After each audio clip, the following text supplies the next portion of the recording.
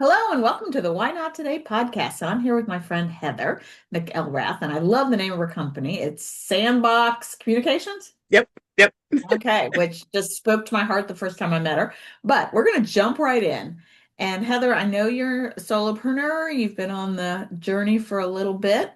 Love watching your growth. So let's talk about maybe your first most prominent why not today moment that you made a decision, you know where you were, what you're doing, and your life took a completely pivotal change. Actually, I was 13. Okay. And I know that Oh, sounds way really back. crazy, but I know exactly where I was. I know exactly what I was wearing. Um, so most people know I've moved 40 plus times in my life. My 14th move was the year I turned, And why did before you I move so turned, many times? Were your parents um, be- military? no, my parents weren't military. They were actually IT, and Okay. they just kept getting different and better jobs. And so one of the reasons I think that I share this story is because there weren't the resources. I was an only child. I, did a lot by myself. Really wanted to finish a school. Didn't finish the school. We moved literally the the uh, what is the report card at the end of the year said days present 22, days absent 0. And so, Wow. but it was when I was signing up for that move for those middle school classes and then also high school classes that my dad looked at me and said, "What do you want to do when you grow up?" And I went, "I have no God, excuse my language, no clue." Um, but I chose advertising because I watched a lot of television, and so I signed up for yearbook, and that led me into newspaper, which led me into communications, which really has been what I have done since I was 13. Even today, is a part of Sandbox Communications and where I started and who I am. So that was really the first one that I can absolutely remember. May not have been my choice in terms of, dad asked me and I kind of made it up, but it really set the trajectory of where I am today. That's awesome. Did not know the story. And by the way, I absolutely love your parents, and I had the pleasure of meeting them. They're, So they're good just going people. back to you and I met at I think, CEO Sisterhood event. And I met Oh yeah, you yeah. and Madeline at the same time. And I kind of Yep, feel like when I meet people and I remember exactly where I was and what I was doing, then you're supposed to be in my life forever. So sorry, absolutely. stuck with me. No, I got it. And it was such a great, and oh golly, I know you had a podcast with Madeline. Her energy, she's so amazing. And She just, did. I'm glad the three of us met. It was just a wonderful evening. I do remember Yes. now. Yeah, that was Yeah. lovely. So, Yeah. all right. So before we get into more why not say moments and kind of your story and pivot of business, what does courage mean to you, Heather? Getting back up. I have literally been at the bottom, but I keep going. And I think that I can't remember the exact quote, and I'm sorry, I should have looked it up before we started chatting, but that whole, you know, no matter how many times you get knocked down, if you just keep getting back up. And that to me is courage, because especially when you're at the bottom, it can feel just empty. Yeah. And the courage Lonely. to, yeah, and the courage to get back up, that says a lot. And that was a that was another big turning point. Yeah. And let's talk about that in a moment. But before, John Maxwell often talk about this in podcasts. He said, if you fall, grab the lesson before you pick up, Mhm. before you stand up. And I was just coaching somebody yesterday, and she had a huge goal to reach, and she didn't get there, but she got so close. Um, and I heard the other day, it's either you win or you learn. Yep, yep, And so, and I remember more often the failures and the not succeedings and the things than you remember the accomplishments. yeah. I really wish, I'm so redundant with this story, but I really love the woman who started Spanx. Of course, I never remember her name, Yes. and her father. And every day at dinner, Blakely, thank you, apologies. Um, every day Sarah at dinner, Blakely. Sarah Blakely, sorry. Every day at dinner, her dad would ask, "What did you fail at?" And I think that, in the US, we have such, and I don't, and I say US specifically because I don't know enough about globally, but in the US, we have such a negative connotation of failure. Failure is just another attempt, and it is just, you've just learned that didn't work. So you've just made it easier for the next time. And I guess I simply wish that we looked at failure so differently. It took me a lot of years to get there. Don't get me wrong, but now it really is. It is failure is a learn. It's okay. So what did I get out of this? Well, and I think we look at failure and talking about take you a long time to get there. Um, when we fail, we just trash talk ourselves. Yes. And nobody else cares. This person I was talking about that missed this big goal, which she might be on the podcast at the end of the month. We were talking, she's like, how do I tell my team that I didn't reach the goal? And how does that, you know, I don't want them to think I'm a failure. I'm like, flip it around. Yeah. Like, if it was you coaching them, or you look at somebody and then like you're going, it's not a failure. We Yeah. tell ourselves a failure, but the rest of the world, one, doesn't notice, two, probably doesn't care, and three, they're going to cheer us on and say keep going. And if Absolutely.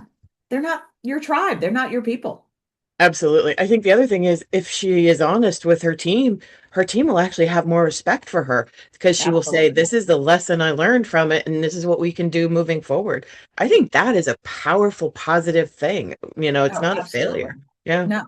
And it's being able to say, okay, I didn't reach this goal. And I had a mentor one time that taught me this goal, that she was trying to reach a big goal, or she taught me this lesson, and she was living somewhere else. So she was at my house at the end of the Mary Kay year.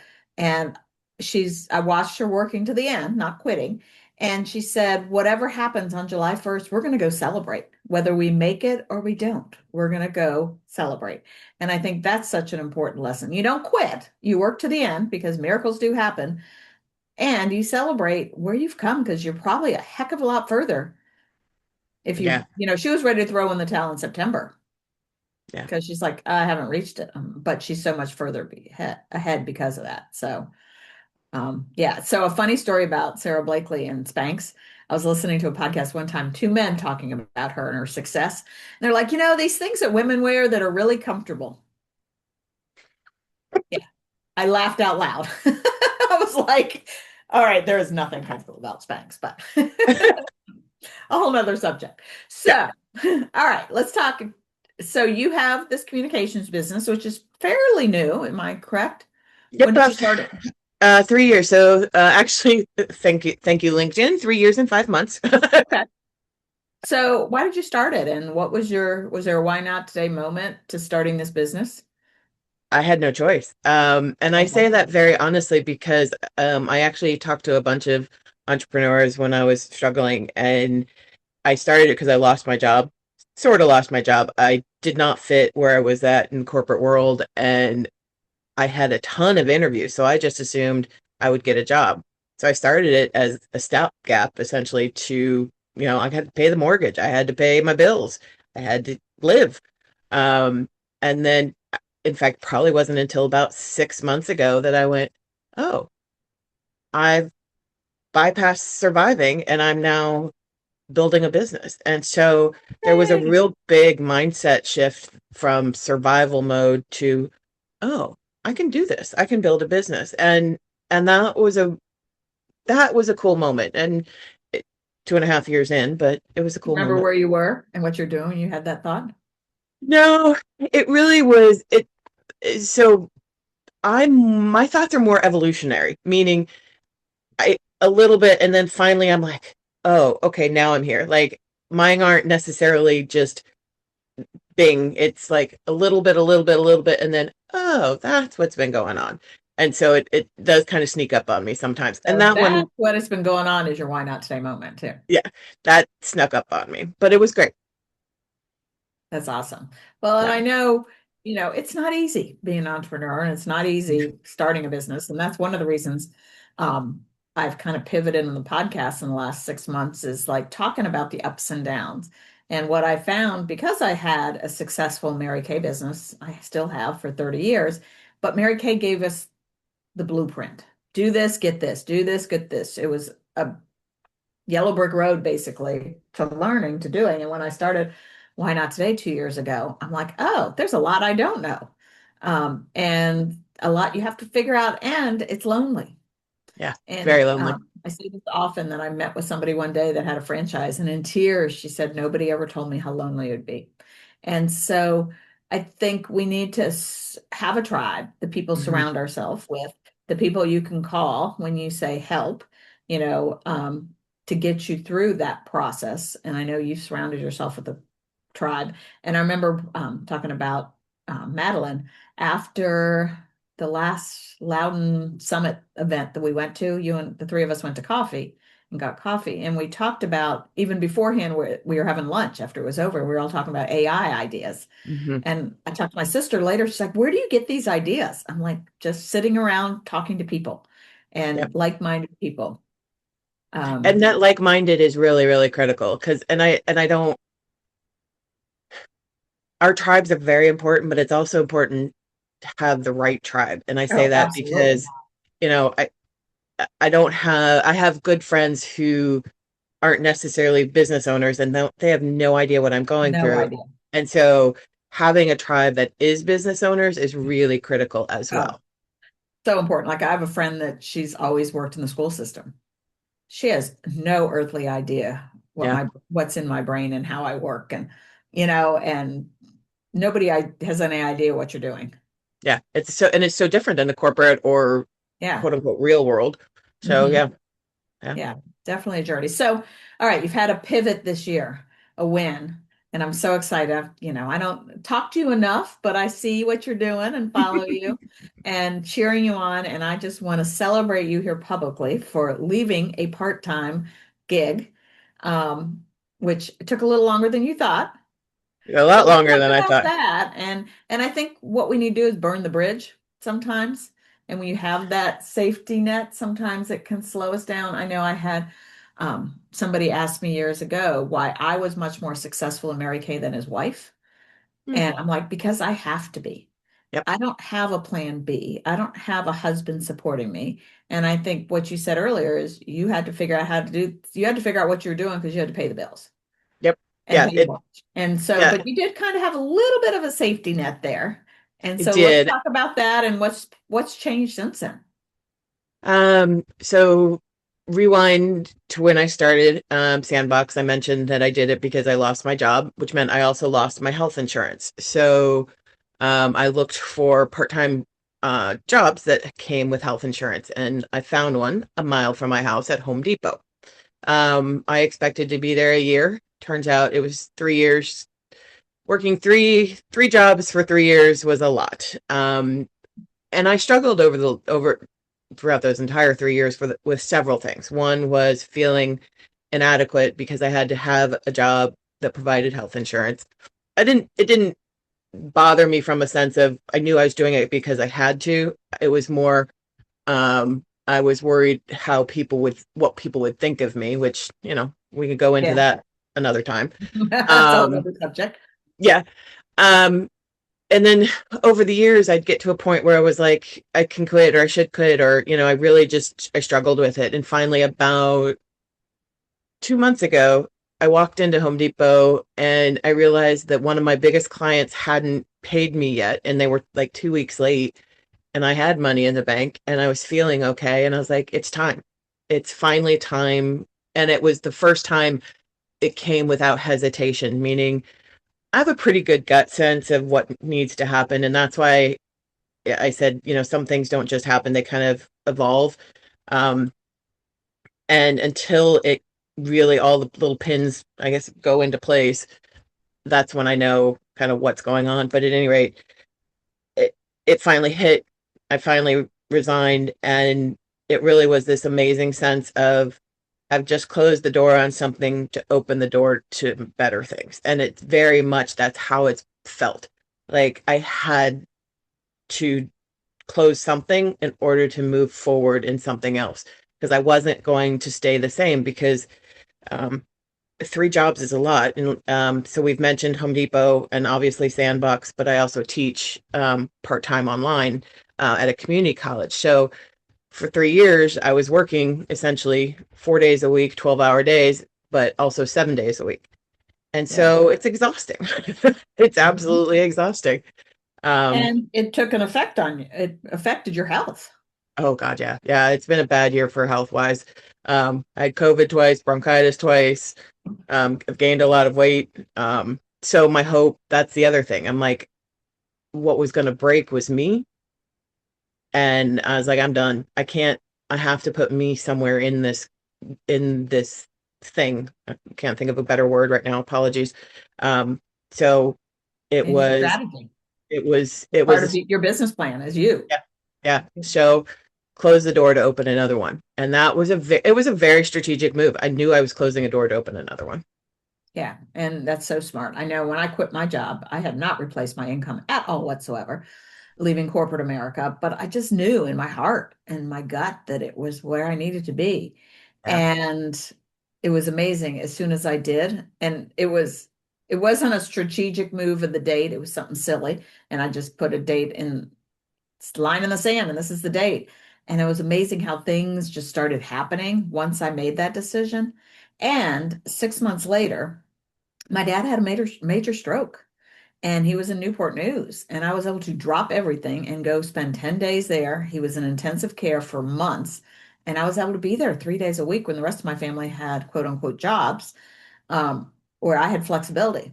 So I could be there and I recruited as he was being discharged, I recruited his nurse. You can still combine both with and Yeah. but yeah, so you're going to be amazed at how the world's going to open up Yeah. No, and I already have been blessings are there. going to be coming.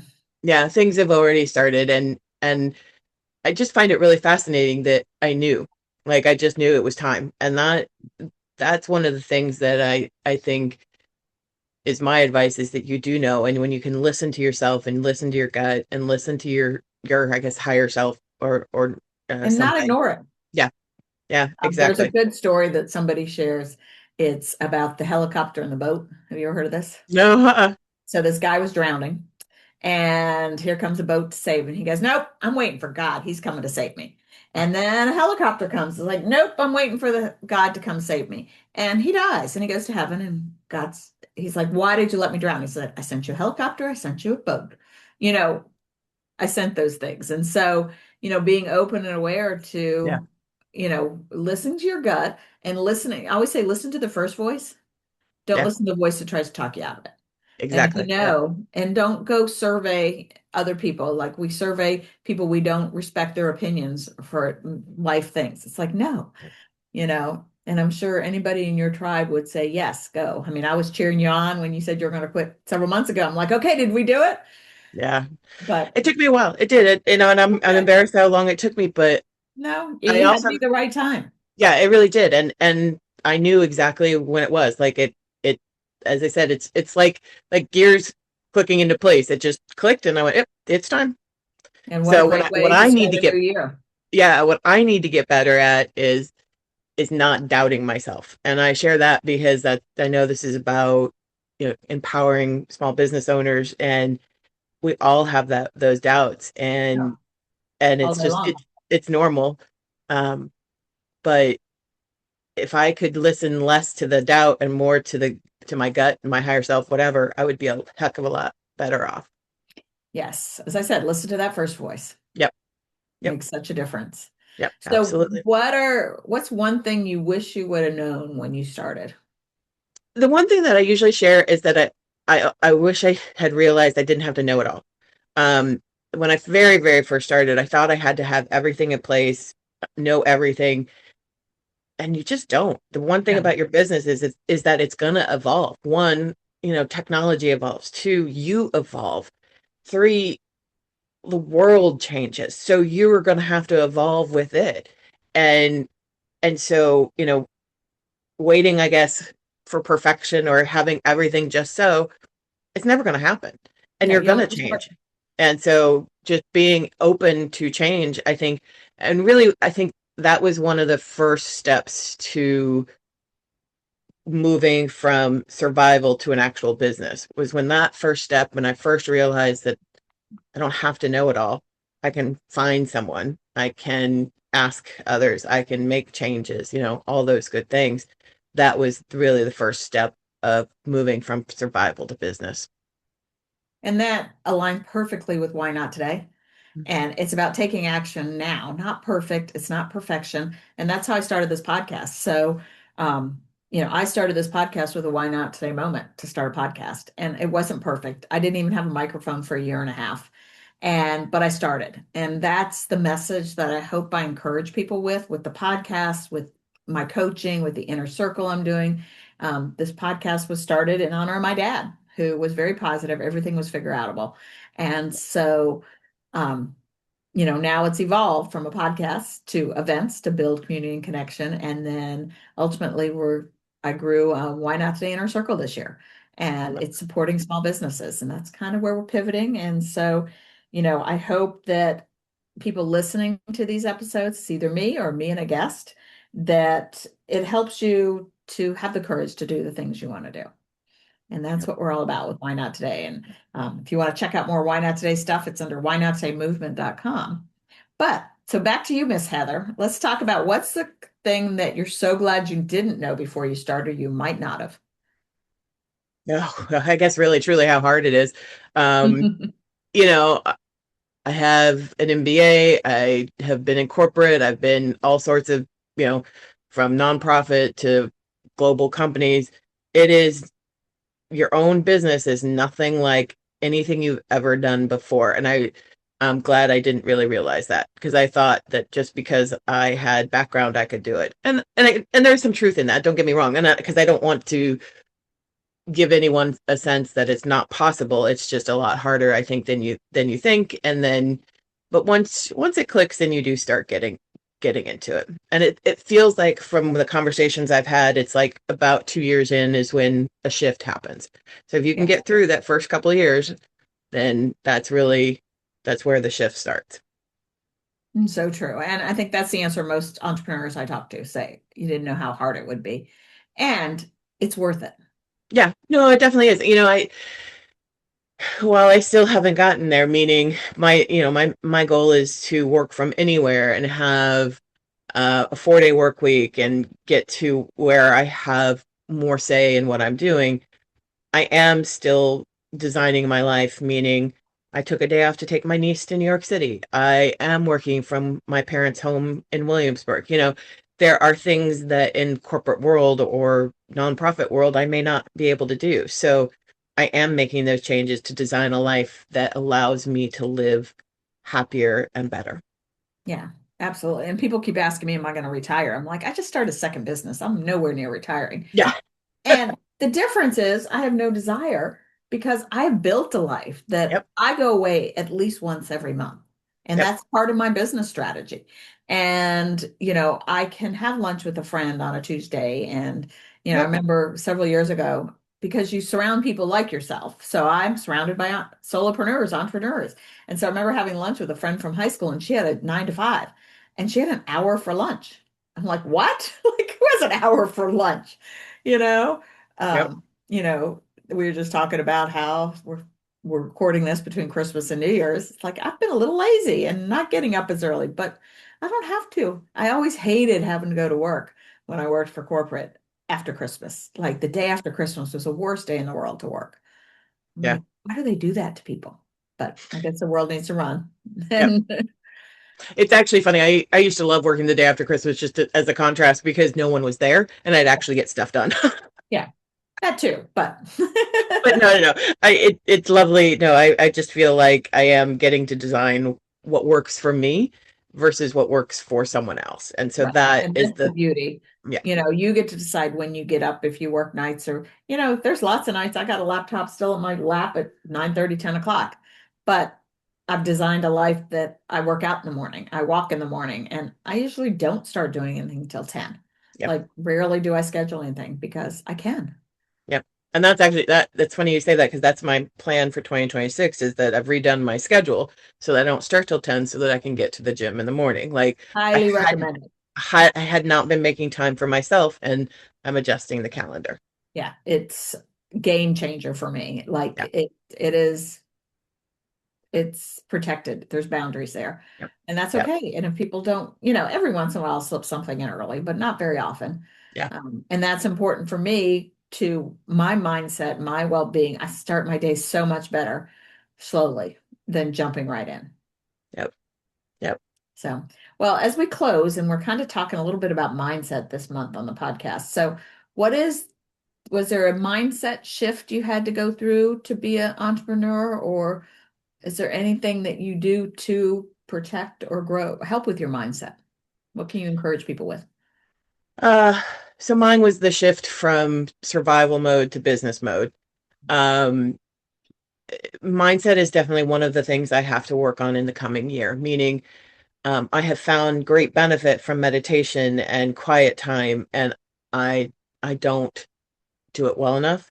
And that's one of the other things that I'm working on. One of the other things I set myself up for next year is that I've gotten myself a co-working space, and I did that very distinctly so that I'd have more separation between home and work, because I was finding that I I needed I needed more space for downtime. And so that's my hope that as I said, I'm really working very hard to set myself up for more success in 2026, but that means that I have to take care of myself 2 hours in the morning for the gym and getting ready and slowly getting into the day. That's how I need. And then giving myself space between work and home, and hopefully giving myself some more freedom to just breathe, just breathe. You will see a difference. Yeah. And maybe we'll do a podcast episode at the end of 2026. Yeah, see how it goes. I love Those are it. so smart and things. I mean, it's taken, I'm in 31 years into entrepreneurship. So, come with a lot of knowledge and a lot of things that I've had to learn, and Yeah. sometimes the hard way. We were You talking know, about as we started the entrepreneurship as being a rebel. And yeah. yes, yes. It is funny though, as humans, we seem to always have to do things the hard way. We can't seem to Oh like yeah. watch our parents do it. No, we have to make the same mistakes. I do get a kick out of that. No, Yeah. not at all. So, well, I Yeah. always used to, and haven't done it as much, do a connection to my dad. And like Mm. obviously you never met my dad, but I would say the connection to my dad is your dad and your mom. Mm. And I will never forget. We were at a co-working space. I guess you tried this before, Yep. and you're doing a grand opening. And it was one of those things that it was really hard for me to get to. It was the end of the day, not physically hard, but I really didn't want to go, but I'm like, I like Heather enough that I'm going to show up. And I met some great people there, but your parents came to surprise you. And when you saw them, just the joy and excitement to see your parents, I just love that. And I'm a little jealous. So you got your dad, and my dad passed No, away. So enjoy every moment with him because I, it's a blessing. it is. And trust me, I do not take a moment for granted. I am very lucky that they are still here. I'm very lucky they are two of my best friends. They're two of my biggest supporters. No, Obviously. I cherish. And I I'm love the stories. And one day I'm going to jump on your family call just for fun. And I didn't realize just till now that you were an only child. so I was an only child for 13 years, and then Okay. my sister was born. So Okay. yeah, so my mom has two only children, and the so all of the moving, I was by myself. And Okay. then when we stopped moving, that was my sister's one and only move. She moved from Maryland, where she was born, a year later to Virginia, and then was in the same house for the next 20 years. My sister and I have had very, very different lives. It's really fascinating. It, it uh, I don't want to write the paper, but I swear we're a psychology paper waiting to happen. She was born on the East Coast. I was born on the West Coast. I moved 40 plus times. She's moved maybe 5 times. Like just complete contrast. And same Well, it's parents. interesting when you're saying an inner only child and moving so many times. I was thinking of my life. Like I've lived in the same town my entire life. I had to fill out something for jury duty. They're like, "How long have you been in Virginia? How long have you been in Fairfax County?" And it is all but 2 years of my life. And I haven't moved that many times. And I'm one of six children, not an only child. But and similarity is I have two younger sisters that are 16 and 18 years younger than me. Yep. And it's Yep. interesting looking, and I haven't read the book, but Birth Order, like the six of us, Yep. although four of us are only 5 years apart, and then there's the 12-year difference in the next two, but we all have a total different viewpoint of our childhood, and we're all so different. Some of us have a lot of similarities, but there's a lot of differences, which is kind of cool. Yeah. No, it's really interesting. And I will share, because you may not know this, that when I was a kid growing up in California, one of the other differences is that we had horses. So we lived on a small farm, and I would ride my pony to school on the weekends to the Oh, wow. playground and then go to the feed store for an orange popsicle. What I love about that is contrast that to 30 years later, where I was in New York City, living there, walking to work down Park Avenue, working for a global bank. I mean, all of the Yeah. moving has been insane, but it's also given me perspective that a lot of people don't have, literally No, from a farm to a big city. that's awesome. Well, Yeah. the other dad connection is my dad grew up in California. And I did live in California. I forgot about that for 6 whole months of my life. When my Well, where did grandfather passed away, and literally I remember coming home from school and then my mom's like, "We're going to California. Your grandfather just passed away." So he lived in San Fernando Valley. Oh, okay. Yeah. Yeah. And so my parents really tried harder. My dad really wanted to get back to California, but he couldn't find anything like he had in Reston. Yep. And so, but we went to school, and I remember walking to school and stopping by the liquor store to buy candy and picking up or getting oranges. But I mean, we lived right outside of LA. So, Yeah. but another similarity. But yeah, I Yeah. love that about all the Yeah. connections. So, Yeah. well, we could talk forever and ever and ever. And can I add another resolution to your year Okay. to spend more time with me? Okay. I can do Vice that. versa. Well, Likely? and actually it fits right under the resolution of more me time, meaning I want to spend more time with friends, do things that have meaning to me. And so absolutely, you're already on my docket. Okay. Because we've been talking about this too long. I know. Well, the good thing is I'm now one job down, so I've got more time. Yay. Good. Well, thank you for being my guest. And thank Uh, you for everybody for joining us on the Why Not Today podcast. This is your space for practical tools, real encouragement, and courageous growth. Whether you're launching something new or navigating a pivot, I hope you're leaving today's episode with a clear next step and reminder that you are not alone. So, this podcast is designed to be a bridge from inspiration to action. I'm here to walk with you every step of the way. So, if this spoke to you, share it with a friend, subscribe, like it, review it. Check out everything Why Not Today under Why Not Today movement, and then we will share Heather's all your contact information in the show notes. Is there one best place to find you? sandboxcom.com. Okay. Oh, and a plug for Heather. I couldn't get a Google listing for a year.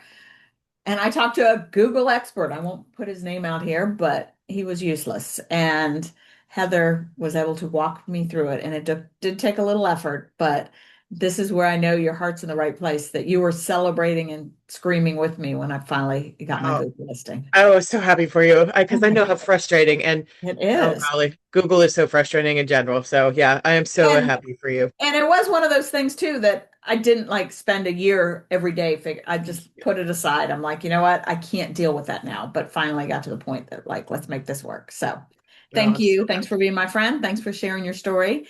And happy. as I always close, why not today? What action are you going to take? Bye. Thank you, dear. I really appreciate it. Oh, me too. Bye.